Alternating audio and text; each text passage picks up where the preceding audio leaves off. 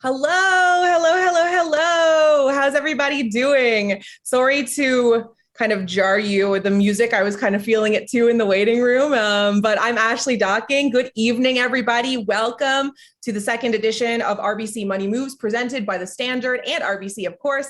My name is Ashley Docking. I'm so honored, really and truly, to have the opportunity to be here to host again such a fantastic evening. We have inspiring stories about Black women who are not only finding their financial literacy, but building wealth and building their own brands on their own terms.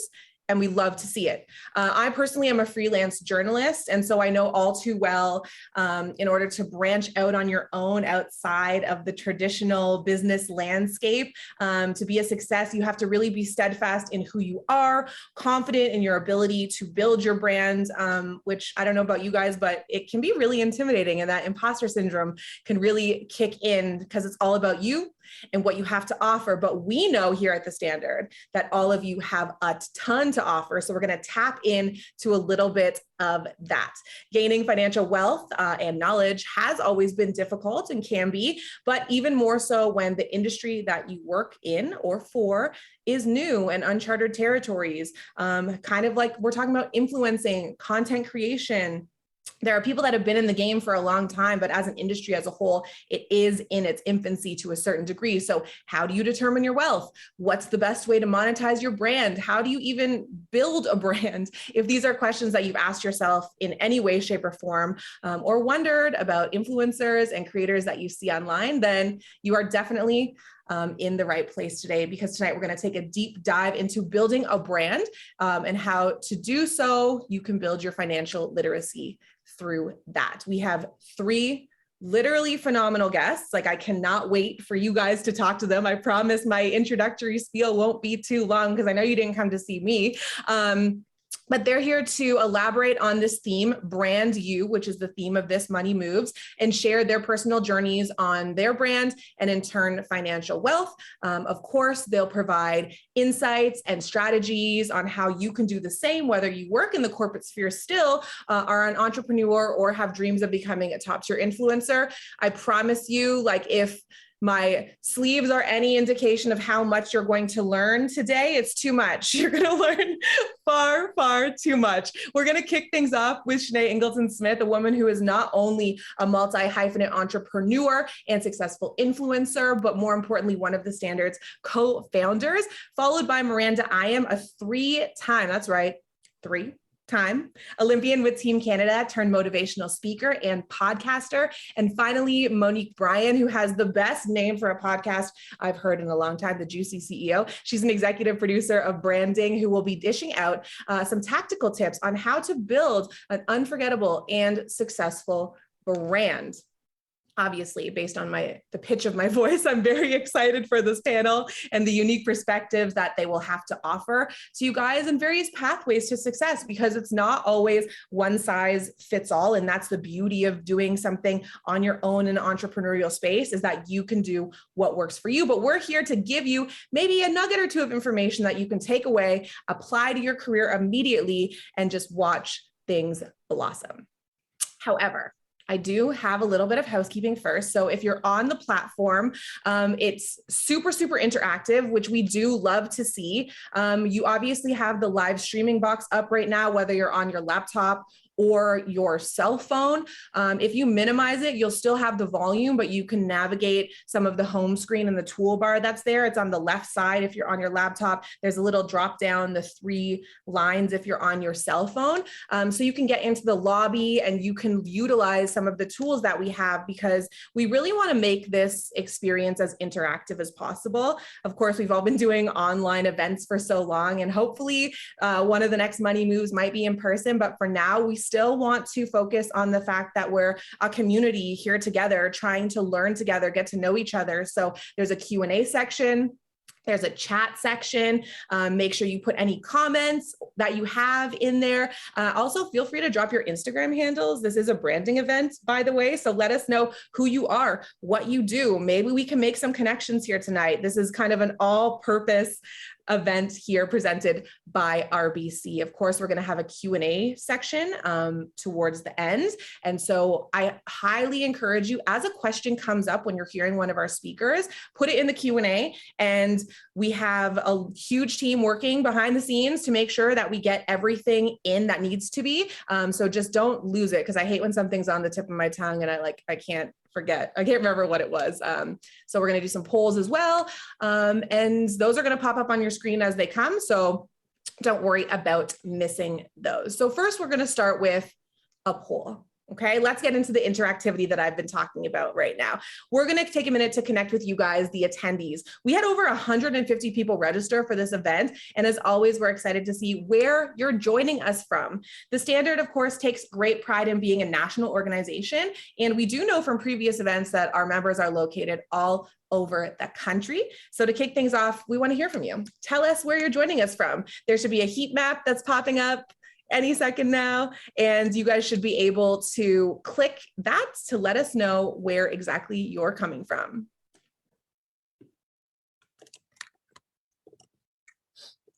You guys see it? It's not coming up online.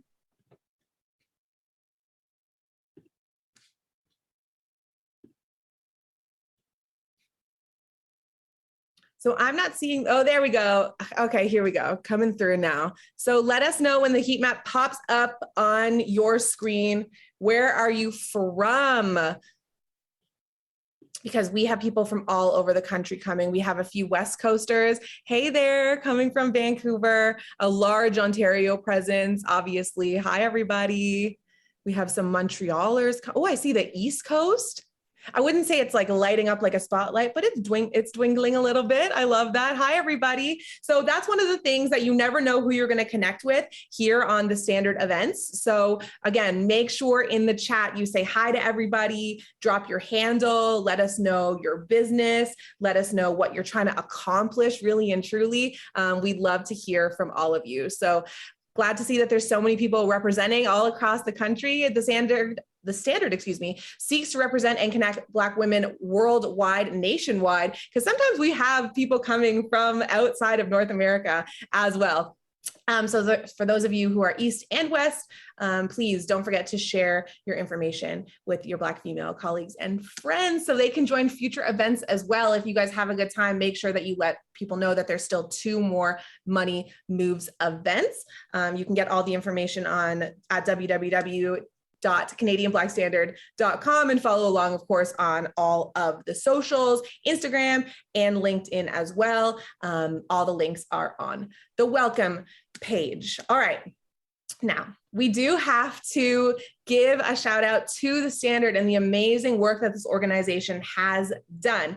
So if you're wondering what the Standard is all about or how you can benefit from it, your friends or your career can benefit from it as well, we're going to hear from Anastasia Gordon, the Standard's chair of the board, and find out more.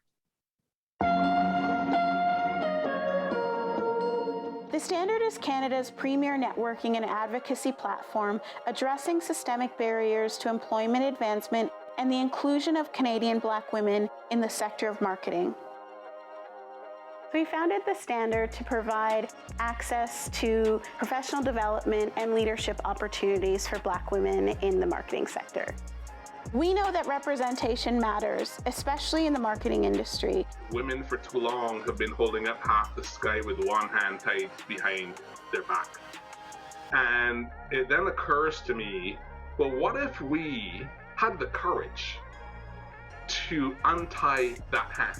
Because it allows these spaces for people of color and Black women like us to say, okay, I have this space where I can actually go and speak to people. I can feel comfortable knowing that they're going through the same things that I am going through, and I have that support system there for them.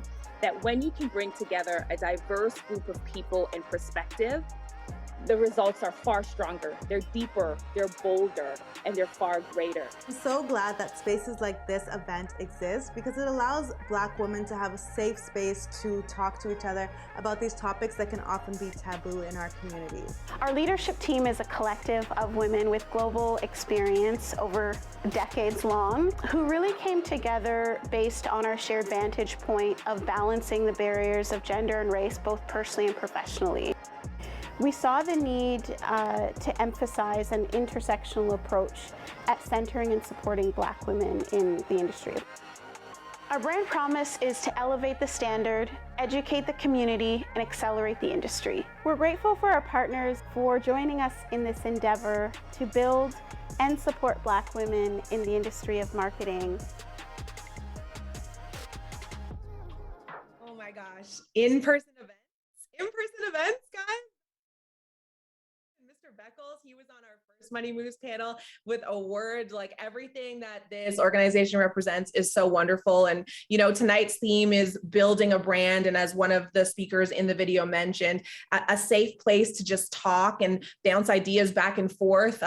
You know, building a brand is how Black women in particular can properly leverage the new and growing industry of content creation and social media to enhance their careers and subsequently their finances. Like, we're here to, you know, talk about wealth a little bit, right? The influencer industry, as I mentioned before, quite young. Therefore, a lot of the rules have not been defined. What happens is then it's difficult to know your worth and, more importantly, how to ask for it.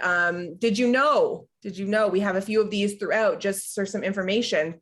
A recent study by a PR group, MSL, found that in the United States in particular, Black content creators on average make 35% less than their white counterparts. That number obviously is staggering. It showed that nearly 70% of Black influencers were considered nano or micro, meaning less than 50,000 followers, leading them to have far less compensation than their macro or top tier influencer colleagues. So again, we see the systemic barriers in the traditional work environment quickly translate into this new industry, with Black females having to work harder and reach farther to achieve the same goal. You know, this information is kind of the perfect segue into our first speaker, somebody that has not only made the transition from micro to macro influencer to globetrotter, if you follow her on Instagram, but also runs a company that is all about aligning Black content creators with major brands to help them monetize their brands. I'm talking about Shanae Ingleton-Smith, aka Toronto Shay. You might know her on Instagram. She is one of Canada's top influencers and a multi-hyphenate entrepreneur, inspiring Black women daily by sharing her journey as not only a content creator and a business owner, but a mother online. And she is also the co-founder of The Standard. Shanae, thank you for joining us this evening. You look Hello. Thank you so much for having me. I'm excited to hear you talk because I'm sick and tired of hearing my own voice at this point in time.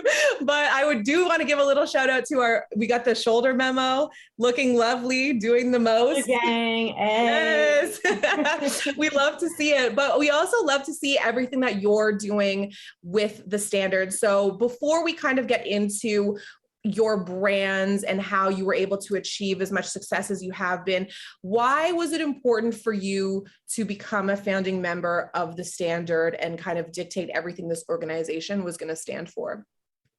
I just remember when I started in marketing and remembered how lonely it was and like how few and far between like other Black women were in the industry. Mm-hmm. So when we all banded together, I just thought to myself, like, I would have loved to have had an organization like this where I could go to people who work in the industry, who can tell me about job opportunities, who can tell me whether or not I'm getting paid enough, who can give me, you know, advice on how to like get to the top of my career. It would have made such a huge difference. I actually, you know, because I sort of felt disillusioned and didn't have the resources that I needed within my career in marketing, I left and started my own thing. And that can be an option, but it doesn't have to be. And that's why I started The Standard for, women that are still particularly in corporate. And, they're looking for people that look like them that they can lean on and come to for advice.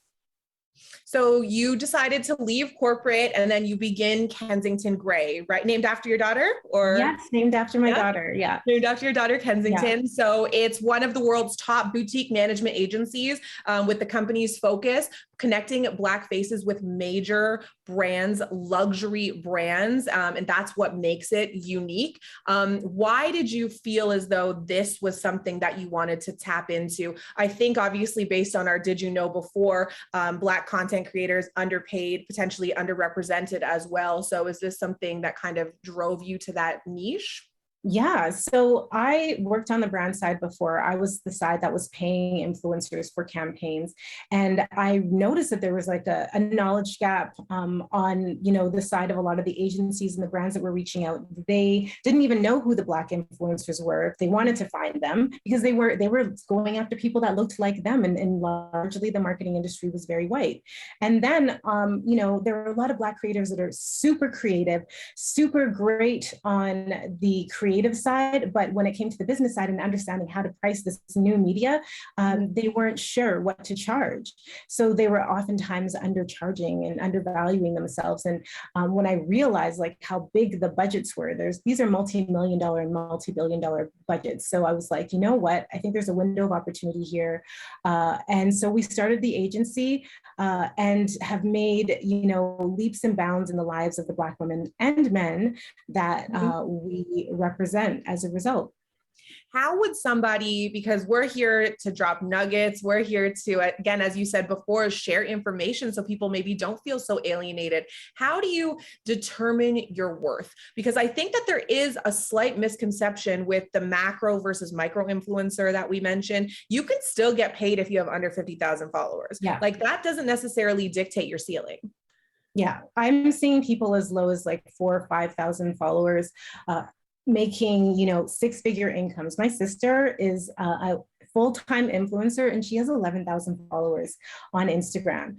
It's about, understanding how to pitch yourself. I would say start by having a media kit, a way to, professionally represent yourself on one page where it gives your stats, your analytics, all the insights that you see on the back end on Instagram or TikTok or whatever platform you're active on, so that whoever you're pitching yourself to, whether it's an agency, whether it's a brand, they have all the information that they need to make a decision.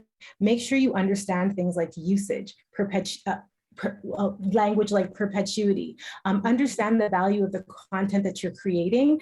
It has a huge value attached to it, not just your following. So when you're really, really small, yes, you can charge, a nominal amount for, the content that's being shared to your audience, but there's a huge value in selling the rights for brands to use and to license the content that you create as well. So that's how a lot of nano influencers are getting huge paychecks. My sister is a perfect example of that, with 10,000 followers and doing this full time and making more than she was as a full-time dental hygienist. So there's tons of opportunity. Now, in terms of pricing, I say the general rule, this is just for Instagram, just for starters, between 3 to 5% of your following for a photo is a great place to start. And half that for a set of stories. So that's, a good general rule to start with. And then make sure that you're, charging for things like usage, exclusivity, licensing, etc. And if you, don't have the answers, there's a wealth of information online that you can look up as well. So we kind of jumped into this, and I think that a lot of people talk about Instagram. I feel like, I don't want to say Instagram's dead, but I feel like there's a sexy new platform in the mix that a lot of people feel intimidated by, because they think TikTok, I'm talking about TikTok, they think TikTok is maybe like a few little dances. They're like, oh, I'm too maybe like old, or it's not my style. TikTok, I'm here to tell you, and you can probably co-sign this, TikTok is anything you want it to be. Right? It sure is. TikTok is the future. So it's the fastest growing platform. I'm seeing brands every day saying, you know what, we've actually moved our entire spending budget to TikTok. We're not doing anything more on Instagram, which is scary for people who are primarily active on TikTok.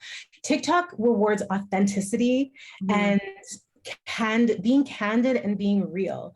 And the algorithm is all about discoverability. So everyone, regular people like you and me, can get discovered, and you can find your tribe and find your people that way. So it's done phenomenally well because of it. So I tell everyone, we actually make it mandatory at our agency now. You have to be on TikTok if you want to be represented by Kensington Gray.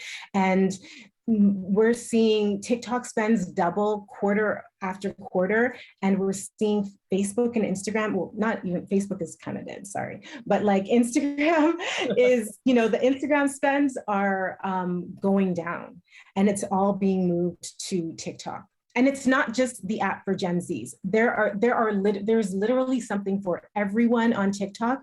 What my recommendation to anyone who wants to start a TikTok page, spend time on the app and figure out how you want to show up on the app. Again, it rewards authenticity and realness and people who provide value. So make sure that you are being authentic and you're providing value. Spend time seeing the content that you like and that you can see yourself creating and that would be sustainable and authentic to you. And that's how you can decide how you'll show up, and just start and just try.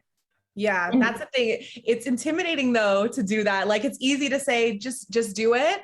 But, you know, actually taking that leap of faith and kind of putting yourself out there can be difficult. And I can co-sign what you're saying. Like, there's clean talk, which is just people cleaning their houses, famous. There is messy TikTok. You have family drama, go on. Book talk, fashion, like music, dancing, sports, literally everything. So we're talking about all these niches a little bit. If somebody here is watching and listening and saying, okay, all this stuff is great. I know how I should be approaching in terms of money. I know what platform maybe I should be focusing on in terms of TikTok. What do you think, Shanae, are some of the biggest steps people have to take as they try and find their brand, their voice, and cultivate this to put it out into the world? So the first thing is, like, sounds easier said than done, is just starting. Just like, don't be afraid about what people think. Don't, worry that, your aunt or your mom or your ex-coworkers or your, ex-boyfriend might see. Just, don't care about what people think, and just start and spend time sort of studying the app that you want to show up on and figure out how you want to show up authentically for yourself. The biggest success stories I've noticed are people who are authentic and provide value. The days of the perfectly curated, perfect, everything's perfect, those kinds of feeds and those types of lifestyles, those are like in the past. People want people that they can relate to. People want people that, they can see a little bit of themselves in, and they really want authenticity, and they want somebody that's providing value in some way. And providing value can be in many ways. It can be sharing tips, it can be sharing information, it can be sharing resources, but sometimes it's just sharing inspiration. So if, like, you're into home decor, maybe sharing the different ways that you style, the different rooms in your home, or maybe it's just, sharing an outfit of the day that might inspire somebody. But making sure that you're providing value to people, that is, I think that's the best way to become successful, and being yourself and being authentic, because people can, like, sniff out a fake and a fraud. They're hip to that stuff now, and they scroll by, or they move on, or they block, delete, unfollow. And so from your experience with Kensington Gray, representing multiple individuals in lots of different niches, I guess you could say, lots of different specialties, what would you say if someone's like, well, I'm not an expert, or I'm not a professional in this thing that interests me? How would you tell them to show up? Just do it, or again, you can start and be authentic. Say, I'm not an expert, but this is what this is what works for me. And if that helps one other person, then that's great. Just being authentic and honest about the fact that you're not an expert, and you're just sharing in hopes that you can help or inspire somebody else. I think that's the best way to start. And then eventually, over time, that, you will become an expert. There are some people that I manage that, have, huge followings, have been doing this for years, and they are still saying, like, or self-deprecating, saying, I'm not an expert. You know what? No, you are. You've been doing this for years now. You are a voice of authority now, and you can start calling yourself an expert. So rise to the occasion as well, and don't self-deprecate, deprecate, and believe in yourself. So that's another thing. I love that. Rise to the occasion. Imposter syndrome, it gets all of us, right? But here's the thing, like, okay, acknowledge that you feel like an imposter, and then do it anyway. Amen. Do it anyway. I have a question for you, kind of back to the brand partner side of things before we get you out of here. How do you or other influencers or content creators that brands might be approaching to partner with, how do you kind of challenge them to maybe dismantle some of the systemic racism that's in place in terms of how they see Black voices or funding that they're willing to provide? How do you even broach those conversations if a brand's approaching you and they're not coming correct? We have those conversations all the time. Just don't be afraid of those conversations, lean into those conversations, and don't be afraid to say no. There are several brands that, I personally won't work with because I'm not happy with how they handle the Black Lives Matter movement or how they're sort of showing up in the area of social justice or in the areas that are important to me. You want to make sure that the brands are aligning with your values. There are so many brands out there. You do not have to work with every single brand that comes your way. In fact, the people that do work with every brand that comes their way, that's not authentic. Be true to yourself and work with brands that align with your values. Don't be afraid to have those tough questions, ask those tough conversations, or have those conversations. And if it doesn't align, don't be afraid to politely pass. Right. All right, we have about a minute left here. So 2 quick rapid fire questions. How can someone connect with an agency such as yours if they're looking to work with somebody on their journey? So you can email us, you can send us a DM, we respond to all of them. And if you're looking for an agency, you can also just, Google agencies or look at similar accounts of other agencies that you follow. And who should people be following for inspiration besides Toronto Shay? Oh my goodness, there are so many people. So Clean Talk you just mentioned. So Now It's Clean is a clean talker that we represent on TikTok. You represent Now It's Clean? I do, yeah. I didn't know that. I love her. She's the best. So if you're into cleaning videos, she's amazing. We just recently signed Arnell Armin. She's great for like beauty and makeup tutorials, and she is a fragrance aficionado. Karen Britchick, the Yusufs, and Hilo Lux for Fashion. I was just in Paris with them. They are fashion girls through and through, and they are true experts. Who else? Oh my God, there are so many. Everyone on the Kensington Grey roster, really, but just use the internet to just sort of explore and find your people. There's so many great people out there that inspire, and just go on TikTok because it's a never-ending rabbit hole of just goodness. I'm so obsessed.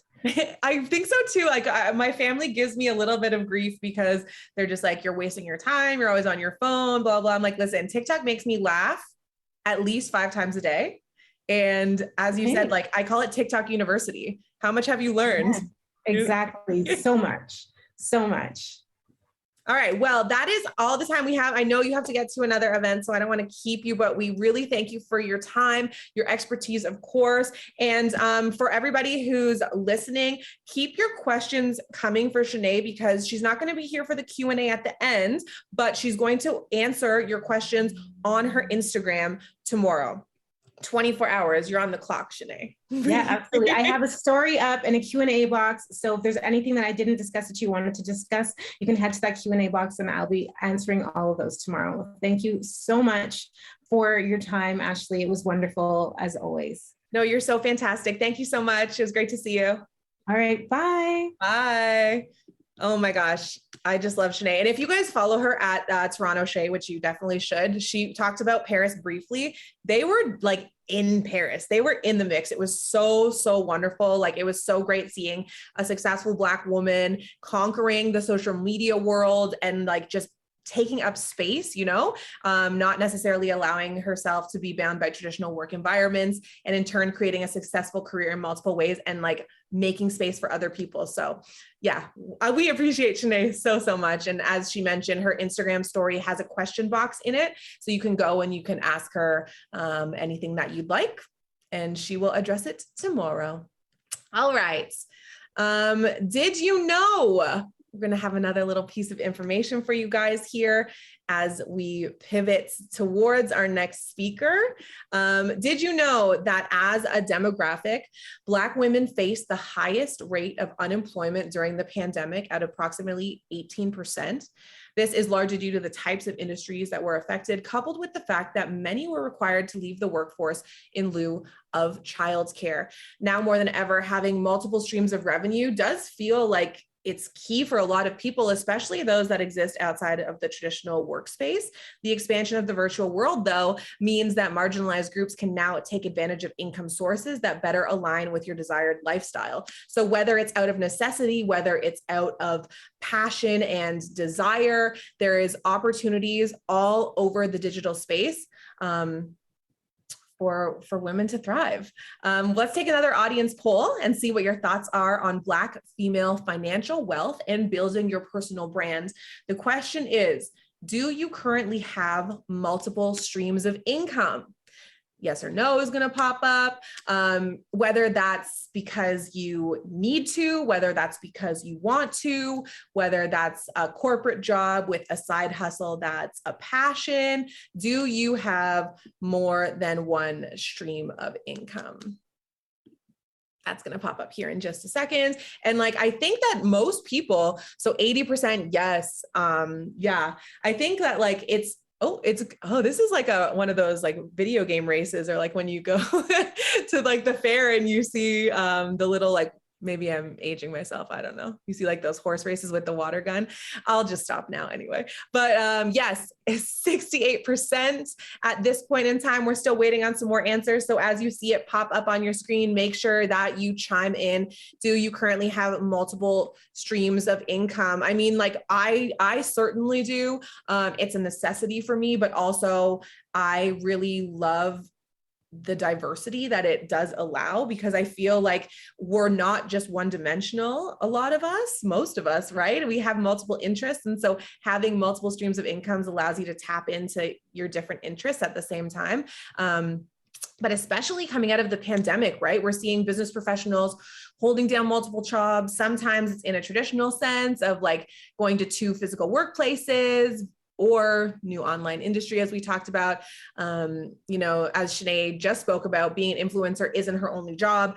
She does that as well as becoming a multi-hyphenate entrepreneur. And this stuff is just increasingly common. But, you know, I think we're all in a transition phase one way or the other, whether it comes from work or just our personal lives. And that's something our next guest speaker is very familiar with, as she has made a huge career transition. Because, you know, guys, just like as a pause for a second, this event really wouldn't be possible if it weren't for the amazing partnership of RBC, an organization that really has supported the standard from day one. Our next guest, so, is not only here because she's an entrepreneur with multiple streams of income, but she is also an RBC Olympian who continues to represent the organization, sharing insights on how other Black women can be motivated to build their careers. Let me brag on her for a second. From a successful collegiate and professional basketball career, a Canadian national team leader, and I said it before, 3-time Olympian, Miranda has pivoted from the world of sports into motivational speaking and coaching others on how they can better perform in their life. She also shares her experience and knowledge via her self-titled podcast, where she encourages her listeners to think about the power of intentional growth. And from knowing Miss Miranda I know intention is such a big component of your brand and what you love to promote and share with the world. So thank you so much for being with us here today.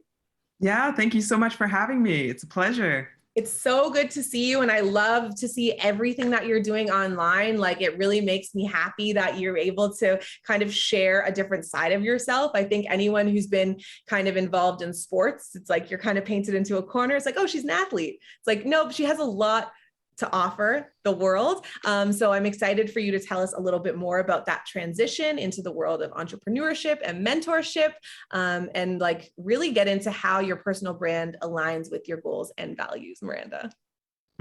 Yeah, absolutely. And you touched on it so much. It is totally a transition period. For so many years, I was just an athlete. And so it's an interesting transition now into discovering this other side of me. And I would love to tell you a little bit more about that transition period, because let's be real, I'm still in the thick of it. Y'all are witnessing it live. But it's really a new chapter of my life. And I feel like I'm starting over in many respects, but I regularly draw from the skills and the competencies that I learned as an athlete, as well as my experiences.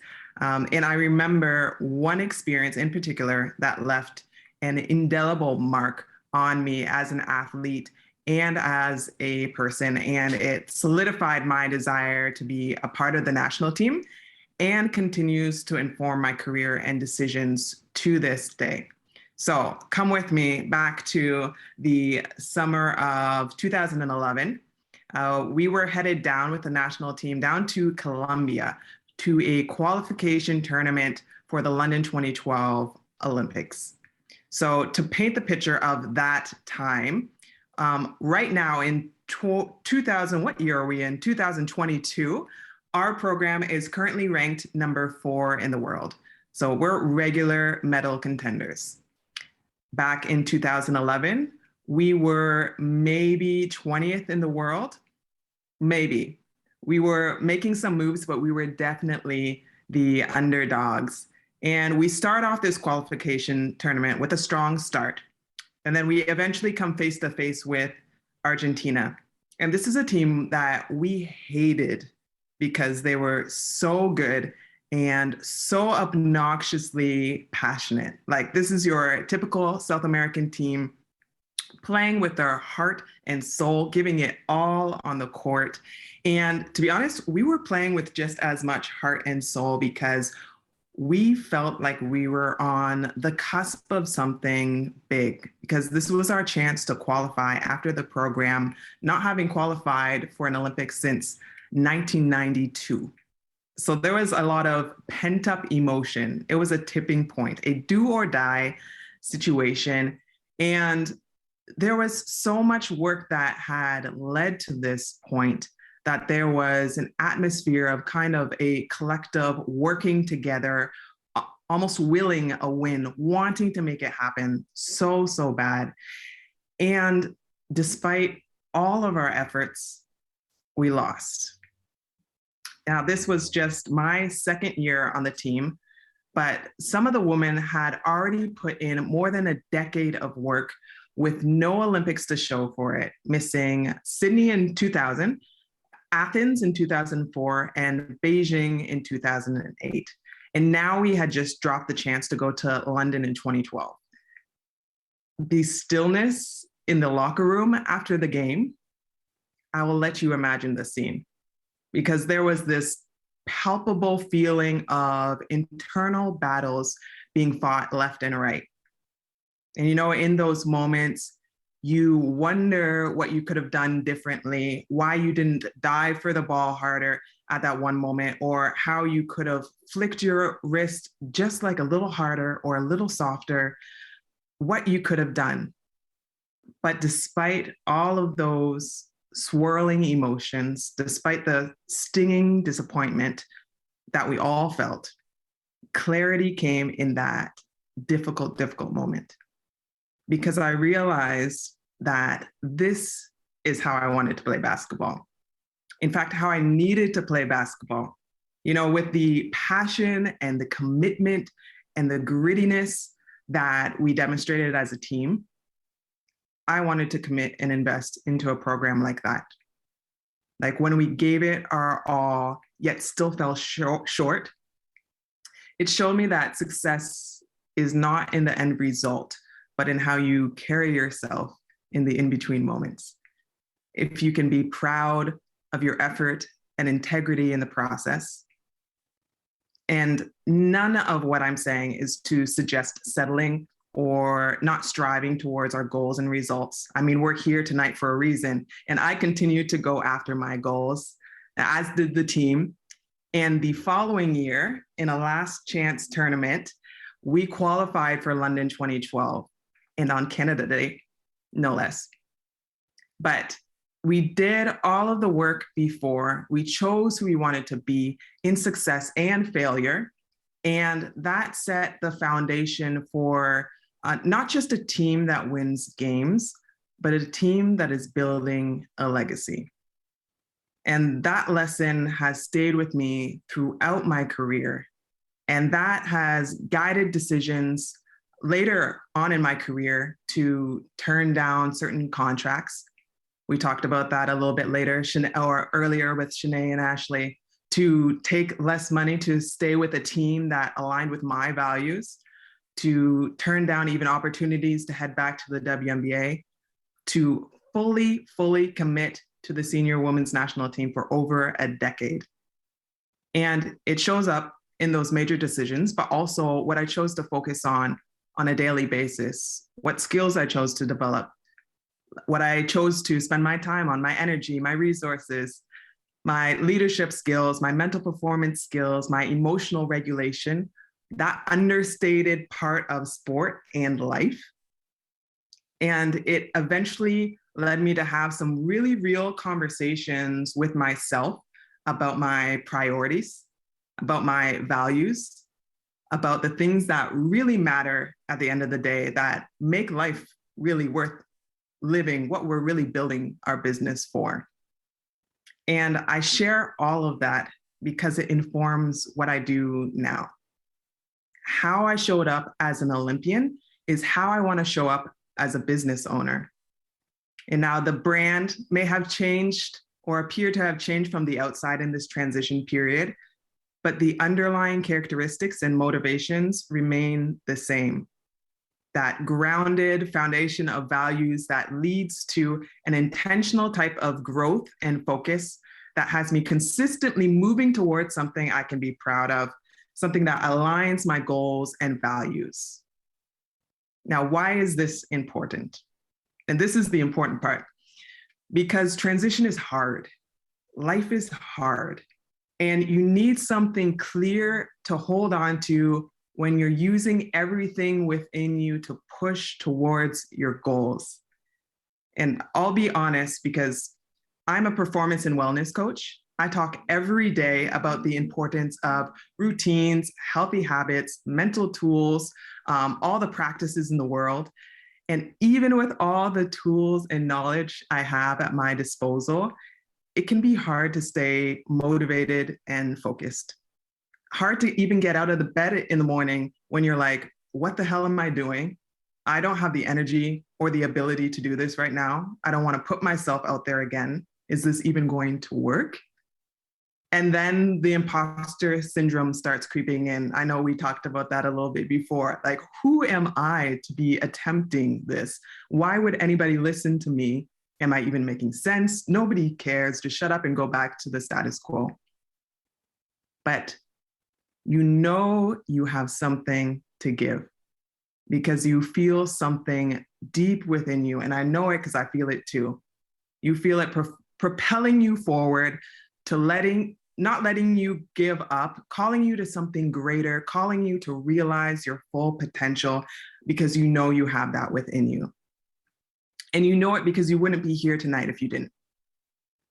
And that's why that foundational piece is so important, that clarity and awareness around your values and priorities. It informs everything else. It serves as an anchor in the midst of this beautiful storm that is brand and business building.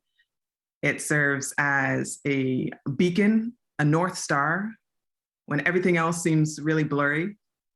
And it even informs what financial decisions you'll make. I mean, what a segue that is, because I am a 3-time Olympian, but I'm also an RBC Olympian. And this is really why I love working with RBC and being an RBC Olympian, because they are focused on the right things. They're focused on that value of education, empowerment, and improvement. And they put their money where their mouth is. And they have some pretty incredible programs that are supporting specifically Black entrepreneurs. And I always stumble over that word because I try to put a French accent on it, like entrepreneurs. I've been spending too much time in Europe. But the Black RBC Entrepreneur Program includes a number of financing and business resources, which are great. And you can see it up on your screen right now. The Black Entrepreneur Startup Program, which is designed to support young Black entrepreneurs with financing, mentorship, business resources to help you start your startup journey, which is great. We need all of that. We also have the Black Entrepreneur Business Loan, which gives you loans of up to $2,500.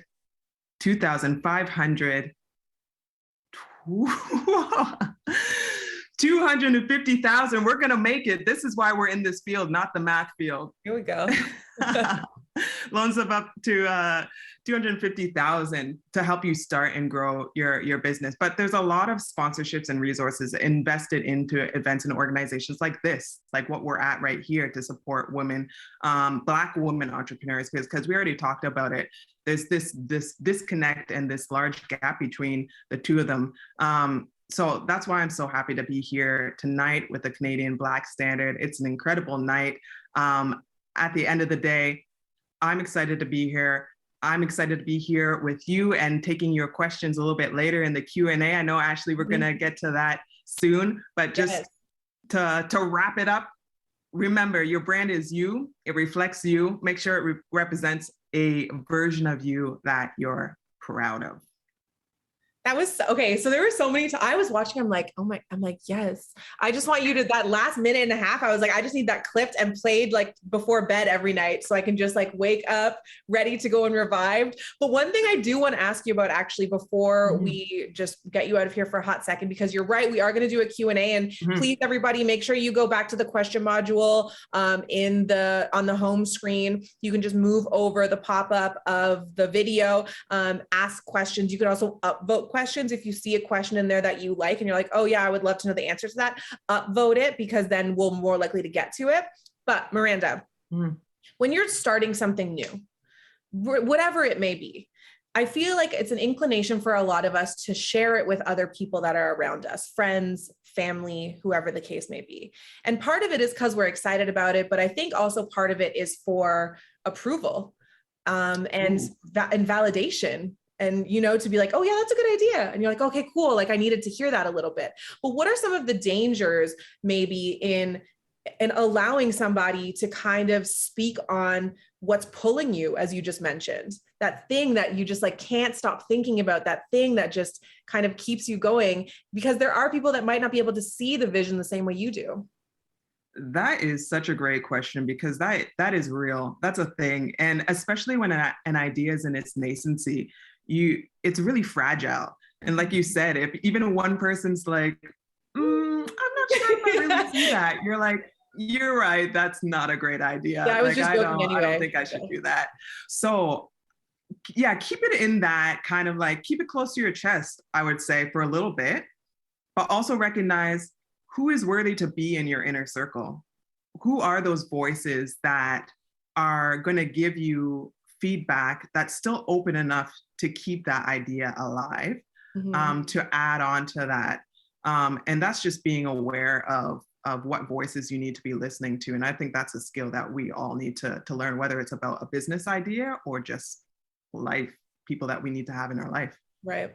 Yeah, I think one thing that I like to live by is like, if I wouldn't go to this person for advice when I was in a jam, then their feedback, I don't know if it has that particular value to me. So yeah, I just wanted to know that, but we are going to bring you back. So don't forget, if you have any questions for Miranda about anything that she discussed, or of course she has a podcast as well. So content creation, as well as a performance coach, motivational speaker, all of that, drop it into our question module. Miranda, thank you so much. I'll see you in like 15, 20 minutes. Sounds good. Thank you. All right. Bye. Okay. So man, that was so great. Like, she's so inspiring, so motivating. It's really impressive. And honestly, like, I can't even fathom it, being a high performance Olympic athlete representing the national team for like a decade. One of the things that I think I've realized coming into freelance content creation, creating my own schedule, is that being successful is actually, it's quite boring because it's not sexy, because it takes consistency. It takes like just really solidifying the process. And so if you're going to be somebody who's creating a brand, who's doing things to try and be an influencer or a voice in your community or an expert in your niche, consistency is one of the major things that's going to get you there. And again, it's not necessarily the sexiest thing, but it's the thing that you need the most. And so transitioning into the standards bursary that they have. They are fortunate to have partners like RBC who do support them in their efforts, which does include events like this, but it also includes, as Miranda said, cash money. They put their money where their mouth is. So supporting young Black women is one of the key initiatives. So they have created a program called the Rising Star, which highlights an outstanding member of our community, Ebony Morgan. She's our second Rising Star and an inspiring young content creator who knows the value of consistency. She's only 25 years old, but she started doing stuff online when she was 13, if I'm correct. So she knows what it's like to try again, and just fine tune exactly what it is that she's trying to do before she gets to her niche. So she's not only developed a strong online following as a micro influencer, she's collaborated with numerous prominent brands, and she's also a published author. Here is the story of Ebony Morgan.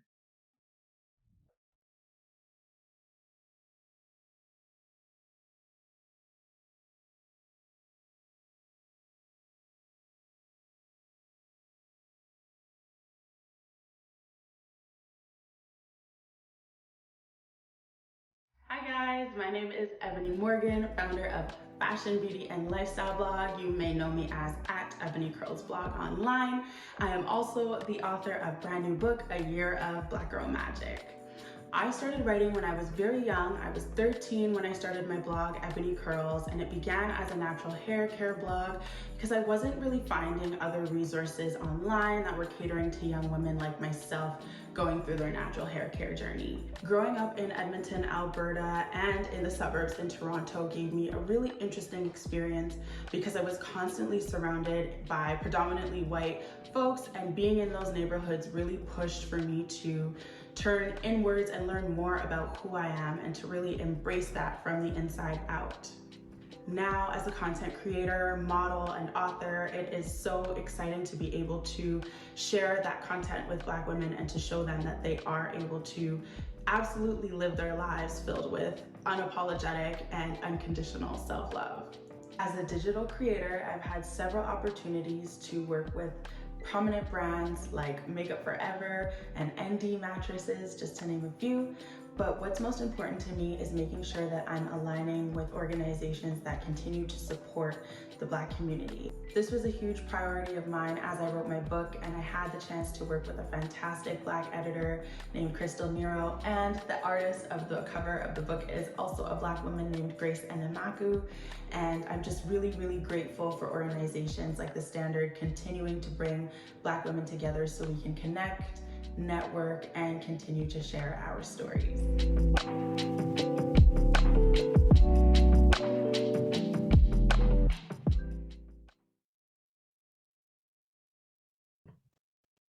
Not me smiling, like, I'm so proud of Ebony. We're happy at The Standard to provide her with a $500 grant to support her continued investment in the community as a shining example of what it means to rise to the standard.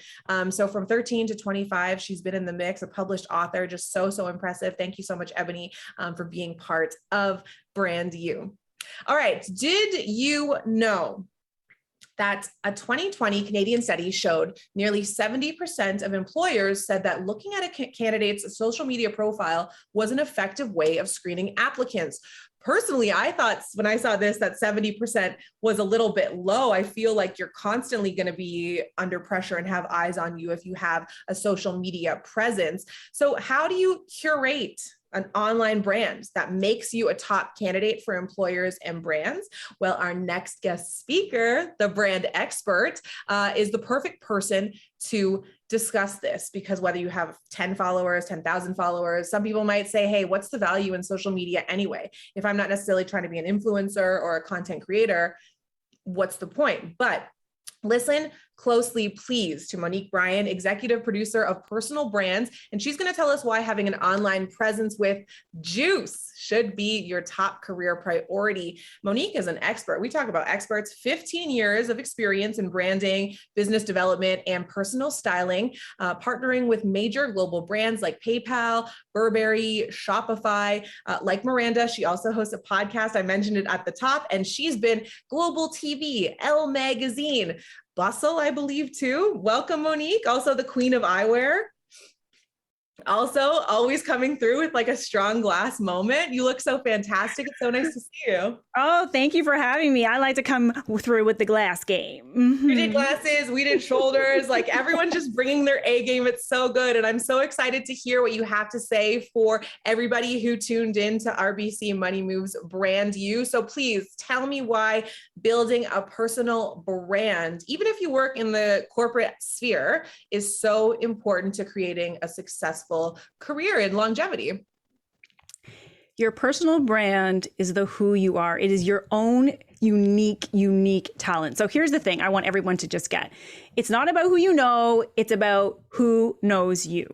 Okay, I want this to become everybody's mantra. Okay, this is how you build your personal brand and your influence. So think about the last time that you hired someone for something really important. What drove your decision? 9 times out of 10, it was a referral, their reputation, or how they looked online. So when people ask me, like, what is a personal brand? I like to quote Jeff Bezos because it resonates the most. And he says your personal brand is what people say about you when you are not in the room. So think about it. There is no replacement for a good endorsement from somebody you trust. So to everything I'm going to say, or I want you to write it down. I want you to take some real action because this is not just like talk. These are things I really work for my clients and things that I want you to go and do. So before you leave here, I want you to ask yourself, am I putting my best polished foot forward out here in the world? And am I curating the message that's going out about me? And if you're not, it's okay. The best time to start is right now. So how do you get this done? First thing I want you to do is I want you to go clean up your digital house. I want you to Google yourself and ask yourself, when you Google yourself, one, are you on the first page of Google? And does your online presence align with how you want to be perceived today? Because sometimes we change, our career changes, what we do changes. But after you Google yourself, if it's not aligned with who you are today, these are the actions I want you to take. I want you to delete, remove, and untag anything that's online that no longer serves you. Why? Because here's your first lesson. I want you to remember every piece of content you put out here online, it's either adding to your brand or taking away from it. Now, some people will hear this. Some of you are listening to this and be like, uh-oh, I better wait until I am sure of my whole career plan before I post anything online. No, that's not going to fly. That's a great excuse for why you are going to stop posting, but no. What I want you to hear in this is intentionality, right? I want you to be intentional about what you are posting and sharing on social media because it's a reflection of your beliefs, your values, your personality, your sense of humor, your mindset, and all of that is being reflected, even if you don't realize it, with every reshare, with every post that you're doing. The next thing I want you to know is I never want you to put anything on social media that you would not put on a billboard.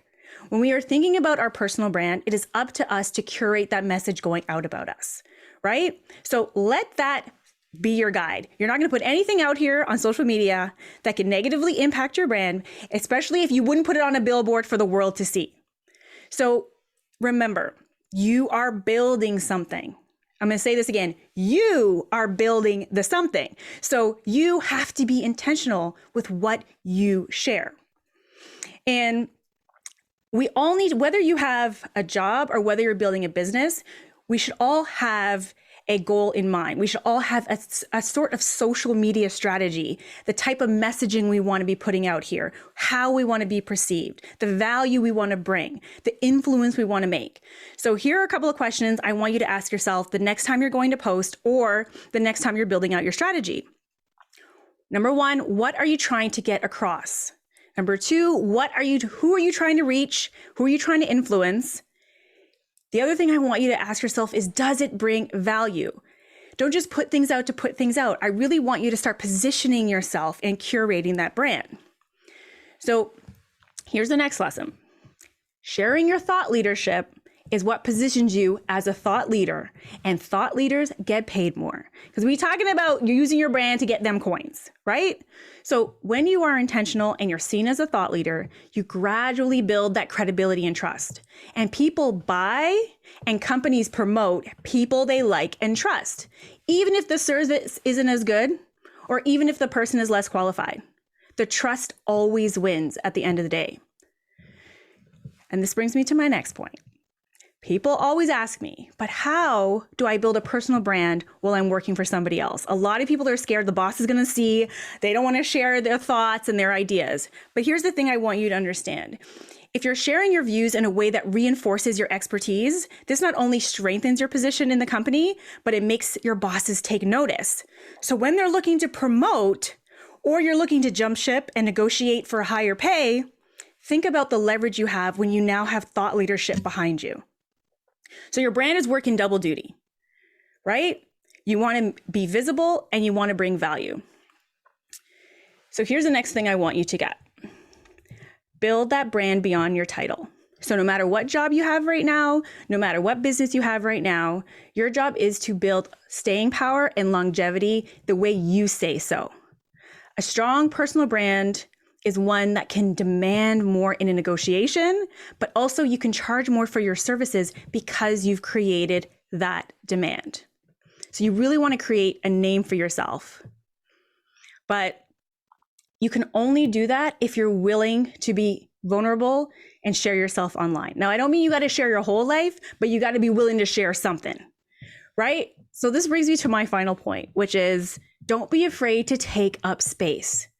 Today, it's not enough to be an expert at what you do.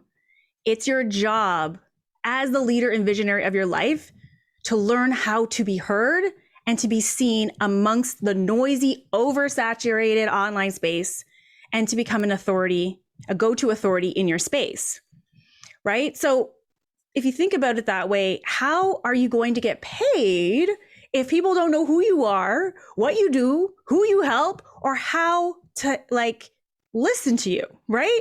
So number one, be heard. Take a stance, share it. But here's the thing I want all the ladies to hear. Don't forget to tell people why you are the expert they should be listening to. Because I want you to write this one down. Bragging is good for business. So many women don't want to tell people how amazing they are, why they are the one, right? And if we don't tell them, who's going to tell them, right? We have to sometimes be our own cheerleader. So I'm sure it has to do with imposter syndrome, childhood trauma, the patriarchy, all the reasons, and none of the reasons are going to have us get this coin, right? So here's a really quick exercise. I have every one of my clients do it. Super simple, but I want you to go and do it. So here's what I want you to do. I want you to get out a piece of paper and you've got to write it down, okay? This changes the whole brain pattern. You got to write it down.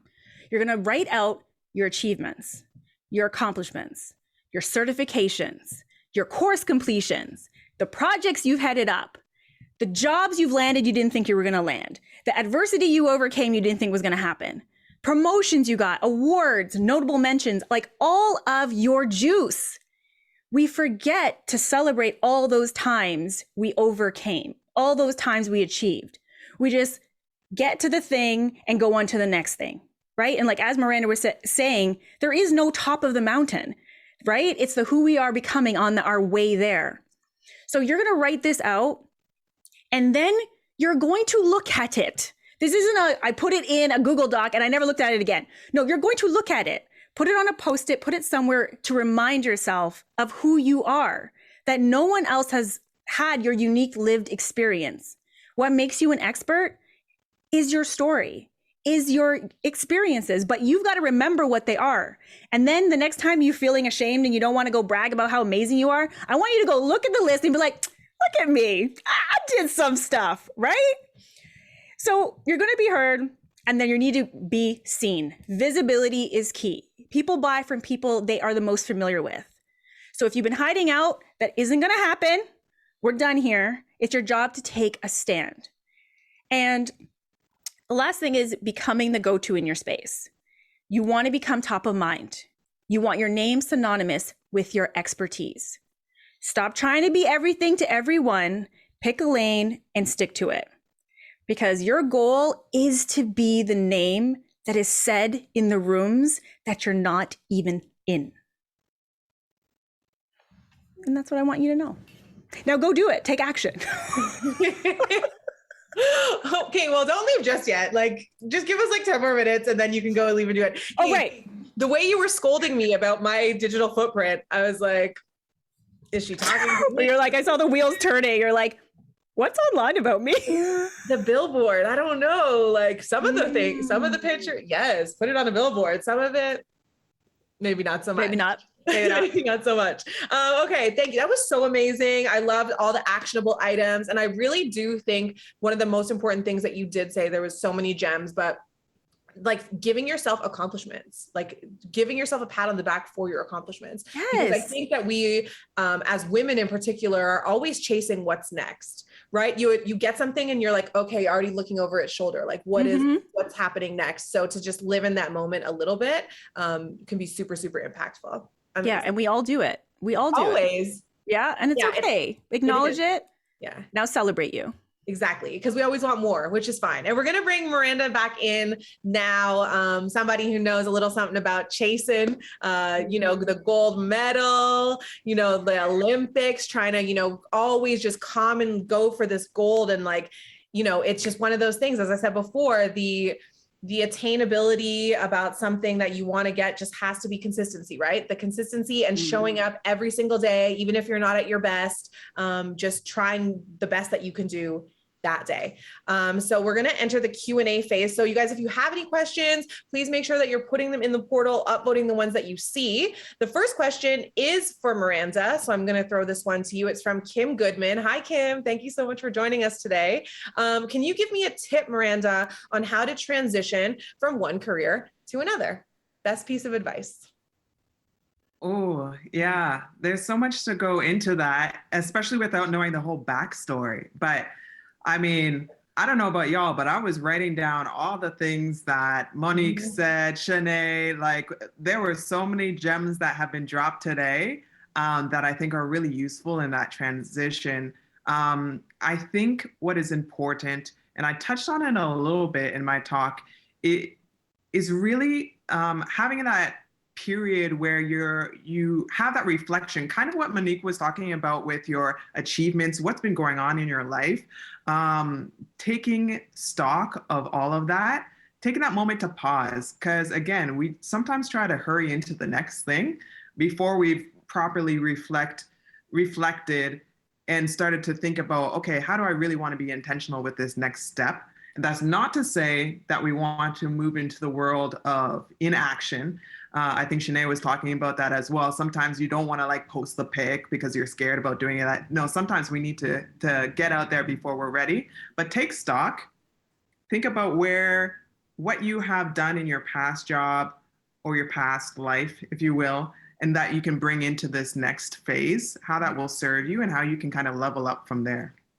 Yeah, that's great advice, because I think people forget a lot of the stuff we do is transferable, and it might not correlate automatically or naturally, but a lot of the skill set that you have from one thing can be brought to another and inform your decisions going forward.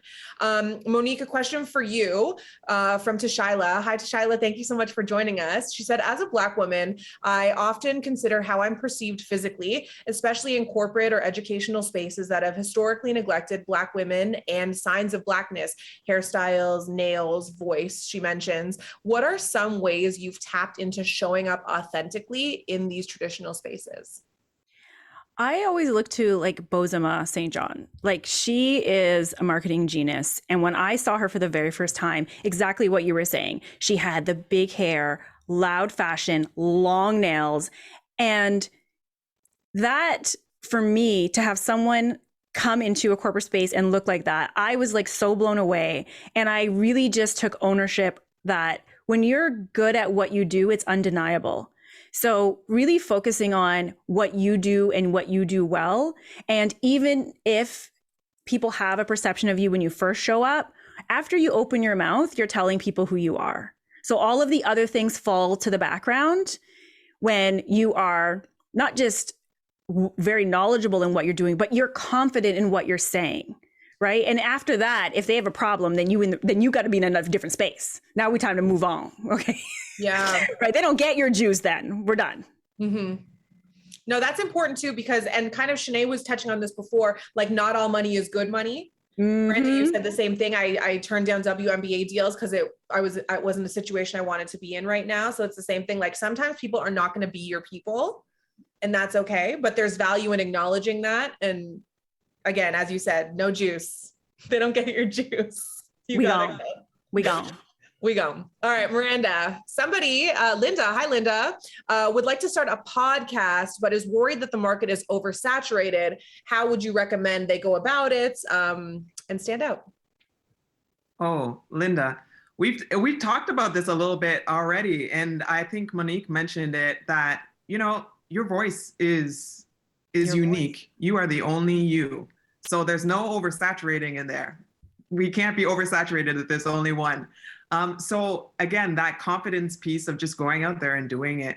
When I first started my podcast, about to go into, actually not season 2, we're gonna recreate it all together into a whole nother thing. So look out for that. But when I first did the first season of the Miranda Ayim podcast, I was in France.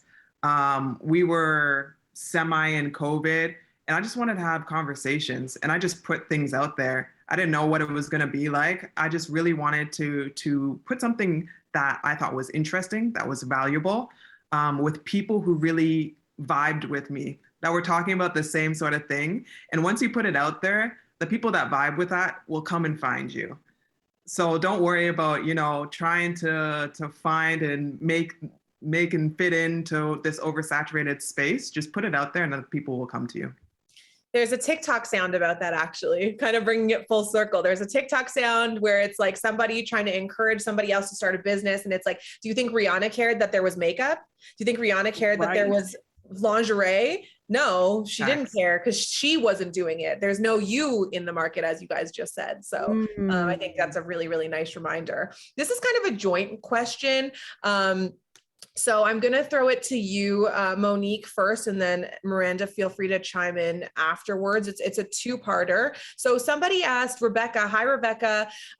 She asked about, can you tell us a little bit more about your first brand deal or when you first started to curate your brand? But then she also asked, like, what do you do when your life doesn't feel Instagrammable? So I guess transitioning from just feeling like you're like a regular person, just like kind of out about living your life, to becoming, as Miranda said, a little bit more intentional about the things that you're trying to share to develop it into something that can make you some money.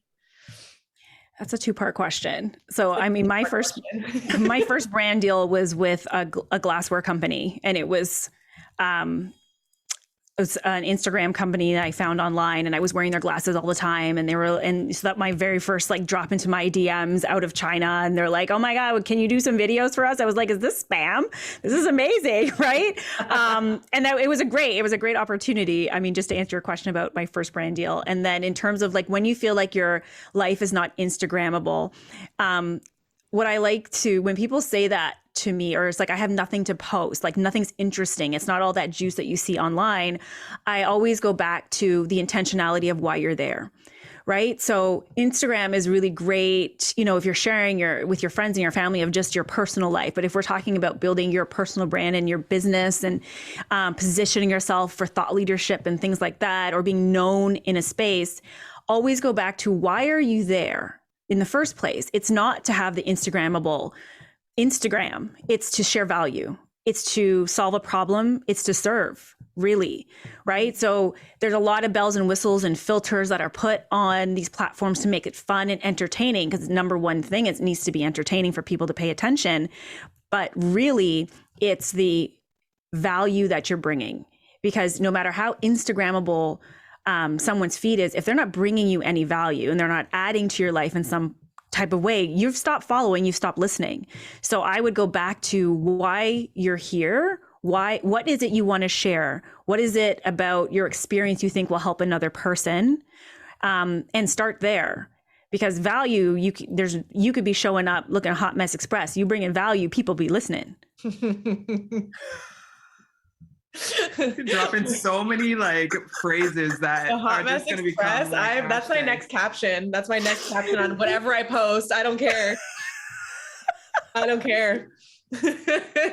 Miranda, what about you? Your first brand deal? Maybe we'll start there and then talk about the life not being maybe Instagrammable and how you decided what was important to curate or what you wanted to share. Yeah, well, my first brand deal, because I'm on the athlete side of things, I don't know what my first brand deal would have been. I mean, I've done a lot of work with RBC, but with different sports organizations or provincial sport organizations and programs. So that would have been one of the first ones. But the Instagrammable piece, I feel that in my soul because I have this love-hate relationship with social media that just like sometimes, some days I'm like, oh, I love this. This is great. And other days I'm like, this is taking all of me just to show up right now. Mm-hmm. And to be honest, that's still a growth period or piece for me. But I've found, and throwing it back and building off of what Shanae said earlier, people vibe with your personality. When you bring that out, that's really what people are wanting to see. And of course, you're bringing in that value piece as well. And your expertise will just be woven into that because that's a part of you as well. But like just the other day, I was getting ready for a photo shoot and just like chatting while I was doing my makeup. Like that wasn't like super Instagrammable. I didn't have like this beautiful background. It was my bathroom. And people are just coming along because I'm just talking, like just showing up as you are. I found that has been so great and a great way for also me to be able to interact with my followers and the people that I'm building relationships with. Beautiful. Yeah. I think that there is a piece of you that's like, okay, I have to be pristine if I'm going to show myself on these platforms because we've seen it. And a lot of it comes from like that maybe the mold of like this skinny white California influencer, right? And like, we're like, okay, well, they have 700,000 followers and they just take a photo like this and like it goes viral. Like, how am I supposed to compete with that? But it's like, you're not competing with that because you're not that, you don't want to be that. So you don't have to put yourself up beside somebody else. We're all in our own lanes. And we all bring our own value. And so I think that's important to remember when you think your life's not Instagrammable. Because I think some people can relate today. It's like you post something, I don't know about you guys, like stayed in bed till noon, eating ice cream for breakfast. Have a good day. It's like, yep. Okay, maybe people can relate to that. I don't know. Maybe they feel bad for me and send help. Who knows? I literally did that last week. I was like, I had all my braids like in like the craziest half bun. I had a hoodie on. I was like sitting in my car and I was like, I came to get some food and at Starbucks, I forgot my wallet. No makeup. I was like, this is just it. And I was like, in 5 minutes, you will see me put together in front of my client. But right now, I just want you to know, this is what it looks like. This is what life looks like, especially in the last 2 years. Like if we're pretending we have it all together, like everyone knows you're lying at this stage. Lies. That's not true. Okay. A quick question that kind of integrates, Monique, two of the things that you do. I'm trying to search for it. Somebody was asking about how they can, here we go. If money is tight, and you want to get your wardrobe up, how do you suggest doing so? Because personal appearance becomes so important when you're having these meetings potentially with people who are going to sponsor you or something along those lines. I'm going to say something that I don't know if it's going to be okay, especially if you're trying to get brand deals. Buy the outfit, wear the outfit, put those pads in the armpits so you make sure you don't damage the clothes, leave the tags on, and then bring it back. I'm just going to be real. Allegedly. Because, right? Because I heard someone did once. Like the reality, money is a reality sometimes, right? That's one. So that if you're trying to get like the most bomb.com outfit, like that's one thing it happens. And people do, if you think about like photo shoots, the stylists borrow clothes from the stores. Like a lot of that stuff nobody owns, right? So we don't all have access to a stylist with those types of connections. So don't feel anything bad about it. The only difference is they're asking for permission, but it's the same thing. They have to bring it back. Someone wore it in the same condition. And then the other side to that is keep it simple, right? Like find a uniform that works for you. It doesn't need to be the most fashionable. It just needs to be polished. right? So you just want to make sure you don't have runs in your stockings, you don't have lint flying left, right, and center on a black suit, right? You don't want strings hanging. Like, just think about like the tidiness of you, and that will suffice for people. Yeah. Do you think that we put, and again, it kind of goes up to showing up authentically, right, Miranda? Right. Like, you're not going to show up in like a ball gown if that's not your vibe. So you don't need to go out to, I don't even know. I don't own a ball gown, Versace. I wish I owned a ball gown. I have nowhere to go that needs a ball gown. That's my 2022 goal, is to have to wear a ball gown somewhere, honestly. Me too. I think that we'll do the next one, RBC Money Moves. If you come in person, you have to zhuzh. And we'll all just have rentals. Exactly. We'll all have the tag in the back. We'll all see each other the next day at the return line, just like, you didn't see me, I didn't see you see me. Forget about it. It's fine. But rentals is another good point. Like, there's a few locations, if depending on where you live, that they rent dresses, they rent outfits, and they're successful. Yep. And it's reasonably priced. I've done it before. It was like $100 for this like beautiful sequin dress. And they're like, you can have it for 5 days. So you can go to the event, you can do some photos, you can bank some content for later. Cause that's important too, right? I think working harder, not smarter. And I'm not sure how you guys feel about that when you're creating content. Have a game plan set out and be like, I'm going to tick off 5 things on my list. I'm going to do my hair and makeup once, but I'm going to do 3 or 4 outfits. And then I don't have to worry about it for the rest of the week. And then that helps on days when you feel like you can't show up. Oh, that pre-plan, that's all the time. There are certain days of the week Monique wears makeup and gets dressed, and there's certain days you ain't gonna find me. That's on purpose. Content batch. Yeah, batching content for sure. Okay, let's see. We have another question from Beth. Monique, we'll start with you. How do you feel about taking breaks from social media when you have built a brand that requires you to be seen and be heard? Oh my God, that's such a great question. I think about it every day. I think about how can I get off of here for an extended period of time? Because just for the space, the mental space, right? So I'm a big advocate for taking breaks. I think I've seen a few people be doing it, especially of late, telling your audience that's what's about to go down. I feel like they really appreciate that and everybody understands it. And you're like, deuces, I'll be back in a week.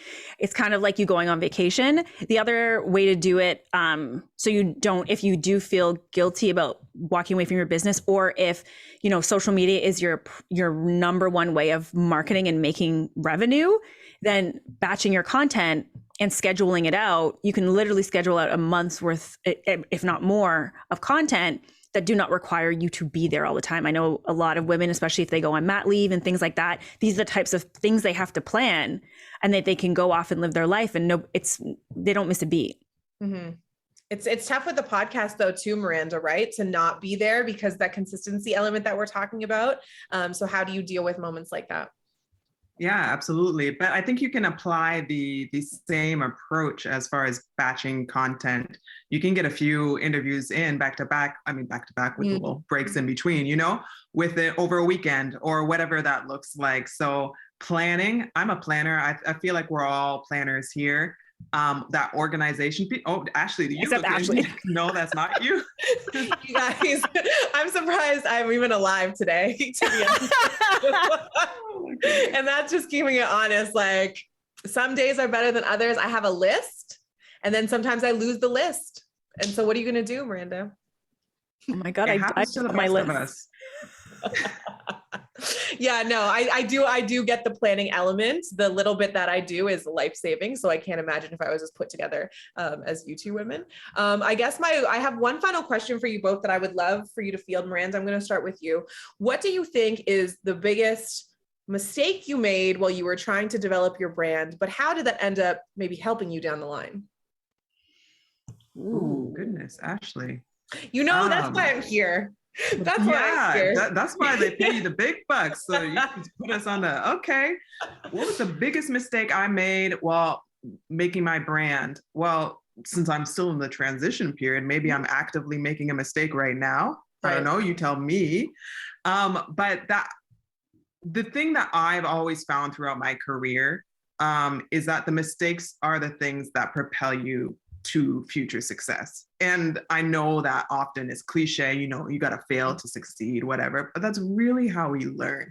And honestly, anytime that I'm speaking to an audience, especially when it's like youth, I'm like, I'm gonna tell you all of my failures, all the times that I just messed up, where I felt so embarrassed and ashamed to take the sting out of that, so that people know that that's real. Everybody feels that, and it's part of the process. So anything that happened in the past is my fuel, motivation, my lessons to keep building on. So every day I'm making mistakes and every day I'm learning. I was jotting down notes while Monique was talking. I'm like, yeah, I'm going to do that. I'm going to implement that. So you'll see me just watch each iteration keep getting better and better.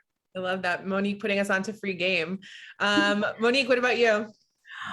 When I first started, I had a real sense of entitlement. I'll be very honest. Like I felt so passionate that the message I wanted to share had to be heard, that when I really wanted to be a speaker, and I knew I was a good speaker, but I didn't have any reputation for speaking. So I would reach out to organizations and be like, hey, you totally need me at your event. I was like pitching, and they were like, have you ever been to our event? And I was like, well, no, but I know, right? And it's so fun. And this was like probably like 4 or 5 years ago. But looking back, I was like, I would never have hired someone who never been to my event. I've never seen a video of them speaking. They don't speak, there wasn't even an Instagram really of me speaking, because I was so afraid of trying to get it perfect that I wasn't coming out live vocally. Like I would do posts, but I wouldn't it wasn't as video driven as it was now. So that I got really humbled by a friend who had an event, and I pitched again. And she was just like, you did look at the event and how big it is and how many people are going to be there. I was like, oh, I got this, girl. Right. And I'm sure I would have been fine. But she was like, yeah, but you have to realize I have to go pitch you to a team of people now. And you don't have a media kit. You have a website, okay, but there's no record really of you. There was no personal brand really built, right? For the present, who I was that day.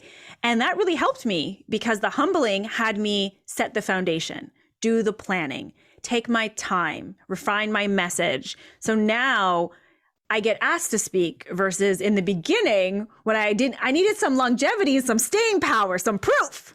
Right? Yeah. That people were like, well, you're not just a fly by night, whatever you say you are, you've actually been here for a while, you know what you're talking about. So, and I meet people like that every day now, that they're like, oh no, I want to be a speaker. And they've literally launched their business 3 months ago. It was like, what are you speaking on though? What are you saying? So that was something. And again, I wouldn't take it back. Like all the lessons, there is no other way to learn without the lessons. It was the best learning I could have got. Humble pie. Yeah, those are such good. And honestly, I think I would like to add to that. Like, I think if people are like, I don't know what I want to do, like I'm kind of stumped on like where I want to go, there's value in knowing what you don't want to do as well. So whether it's failures or roadblocks and being able to cross things off your list, that is just as valuable as understanding exactly what it is you want to do. So just like, don't be too hard on yourselves. Yes. Yes. Okay. Before we get you guys out of here, drop your Instagram, where people can find you, and if you're open to maybe like receiving a DM or two if people have additional questions. Absolutely. So I'm at Monique Bryan _co on Instagram. So just like how it's spelled. And definitely send me the questions. Let's get to know each other. It's all about them DMs. We love it. Goes down in the DM. Miranda? Yeah, absolutely. I'm at MJ Ayim. And Ashley, you just asked me before this if I go by Miranda or MJ, because on the court I go by MJ. So MJ and then my last name Ayim. Definitely open to whatever questions y'all might have. All right, perfect. Well, for everyone who's listening, links to both the Instas that they just mentioned are on their bios on the Chime site. So if you just move over the pop-up for the video, you can see the host bios on the left-hand side, and you can find them there. One-stop shop. We made it easy for you. Miranda, Monique, thank you so much for joining me today. Honestly, it was just so fantastic to talk to you guys. So much good information, inspiring, motivating. We have our action items from Monique, so we got work to do tomorrow. But we really appreciate you guys stopping by. Thank you, Ashley. Thanks for having me. This is great. It was so much fun. Thank you so much. It was so great. Bye, you guys. Have a great night. Bye. Woo! Okay, that was so amazing. Like there was a little bit of something for everyone, right? At least like I definitely found it was very helpful and impactful. Like I'm sitting here learning. I'm like with bated breath being like, oh, what else? What else? What else? So I hope you guys found some value in it too. And like we do want to kind of find that out with our last poll. So we're going to do a word cloud, super interactive. It's going to come up on your screen and you're going to tell me one word that you learned about building your brand, one thing that kind of stood out to you that's going to help you going forward as you try and cultivate a side business, a personal business, an influencer, marketing kind of side hustle, or maybe it's your main job, right? As Shanae said earlier, like there's some people who are nano influencers who have sub 10,000 followers who have this as their full-time job. So really it is what you make it. And that's the beauty of entrepreneurship, is that it can be anything that you want it to be. Authenticity, yes, absolutely. That one's so big. So I feel like every single person that answered just answered authenticity, like keeping it real. Where are my glasses? Okay, start. Yes. Voice, do it, intentionality, absolutely. And like one of the things I think was really important that all the women mentioned is that there's multiple ways that you can add value, whether it's expertise, whether it's inspirational, whether it's, being a mom or a personality trait that you have, or something that you're learning, a hobby. There are so many ways that you can connect with a broad audience. Intentionality, absolutely. What does that say? Non-negotiable list.